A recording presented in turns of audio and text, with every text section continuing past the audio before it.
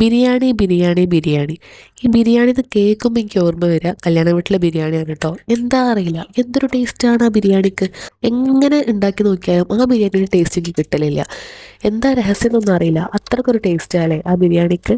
ഇതിൻ്റെ പോലെ അഭിപ്രായമുള്ളവരൊക്കെ കമൻറ്റ് ചെയ്യാം കേട്ടോ. ഇന്ന് ഞാൻ ഉണ്ടാക്കുന്നത് ഒരു പ്രത്യേകതരം ബിരിയാണിയാണ്. എളുപ്പത്തിൽ എങ്ങനെ നമുക്ക് ബിരിയാണി ഉണ്ടാക്കാം എന്നുള്ളൊരു ബിരിയാണി. കുറച്ച് വെളിച്ചെണ്ണയും നെയ്യും കൂടി മിക്സ് ആക്കിയിട്ട് അതിലോട്ട് നമ്മൾ സവാള കട്ട് ചെയ്തതും ഇഞ്ചി വെളുത്തുള്ളി പേസ്റ്റ് തക്കാളി പച്ചമുളകൊക്കെ ഇട്ട് നന്നായിട്ട് സോട്ടാക്കിയ ശേഷം മസാലപ്പൊടികളായിട്ടുള്ള മഞ്ഞൾപ്പൊടി കുരുമുളക് പൊടി ബിരിയാണി മസാല ഗരം മസാല, ഞാൻ ഇത്രയും പൊടികൾ മാത്രം ചേർക്കാറുള്ളൂ. പിന്നെ ആവശ്യത്തിന് തൈരും കൂടി ചേർത്തിട്ട് നന്നായിട്ട് മിക്സ് ആക്കാം. ഞാനിവിടെ ഇപ്പം നമ്മൾ ചിക്കൻ വെച്ചിട്ടാണ് കേട്ടോ ബിരിയാണി ഉണ്ടാക്കുന്നത്. അതും ചിക്കൻ്റെ നല്ല പീസുകളൊന്നുമല്ല, നമ്മൾ ചിക്കൻ്റെ ആവശ്യമില്ലാത്ത പീസുകൾ ഉണ്ടാവില്ല, അതായത് കഴുത്ത്, കാൽഭാഗം, കൈഭാഗം, പാർട്സ്, ഇതൊക്കെ വെച്ചിട്ടാണ് ഇപ്പോൾ ഞാൻ ബിരിയാണി ഉണ്ടാക്കുന്നത്. നല്ല ഭാഗം ഞാൻ ഫ്രൈ ചെയ്യാൻ മാറ്റി വെച്ചിട്ടുണ്ട്. ഞാൻ അതും കൂടി ചേർത്തിട്ട് മൂടി വെച്ചിട്ടൊന്ന് വേവിക്കുക. പിന്നെ ഞാനിവിടെ ബസ്മതി റൈസാണ് യൂസ് ചെയ്യുന്നത്. അതും ഞാൻ ഇതിൽ തന്നെ വെള്ളം ഒഴിച്ചിട്ട് അതിൽ തന്നെ ഇട്ടിട്ടുണ്ടാക്കുകയാണ് കേട്ടോ.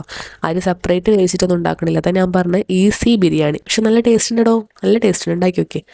പിന്നെ വെള്ളം ഒഴിച്ചിട്ട് ആവശ്യത്തിന് ഉപ്പും ചെറുനാരങ്ങ നീരൊക്കെ ഒഴിച്ചിട്ട് തിളച്ച ശേഷം ഞാനിപ്പോൾ ഇത് അരി ഇട്ടിട്ട് വേവിച്ചെടുക്കുകയാണ്. ഇത് ഏത് ബസ്മതി റൈസ് ആണെന്നൊന്നും എനിക്കറിയില്ല കേട്ടോ. ഞാൻ ഇവിടുത്തെ ഒരു മില്ലിൽ നിന്ന് മേടിച്ചതാണ്. അതുകൊണ്ട് ഓരോ റൈസിനും ഓരോ വേവാണിത്. പെട്ടെന്ന് തന്നെ വെന്ത് കിട്ടിയിട്ടുണ്ട്. ഞാൻ തീ കുറച്ചിട്ട് വെക്കുക ചെയ്തത്.